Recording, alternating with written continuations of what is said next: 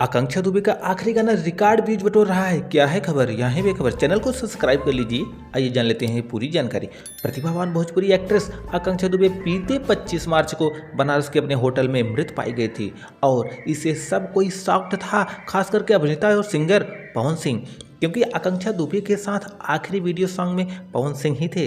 उन्हें विश्वास ही नहीं हो रहा था दोस्तों कि ऐसा कुछ हुआ है। आकांक्षा दुबे के मरने के कुछ घंटों बाद रिलीज किया गया पवन सिंह का गाना आ रहा कभी नहीं आ रहा एक नया रिकॉर्ड बना दिया। दरअसल दोस्तों सभी ऑडियंस का ध्यान आकांक्षा दुबे की तरफ चला गया और सभी उनका अंतिम गाना देखना चाहते थे। शिल्पी राज और पवन सिंह की आवाज़ में इस सॉन्ग पर आकांक्षा दुबे ने गजब के मूव्स दिखाए हैं और यह सॉन्ग महज 10 दिनों में 15 मिलियन व्यू क्रॉस कर गया।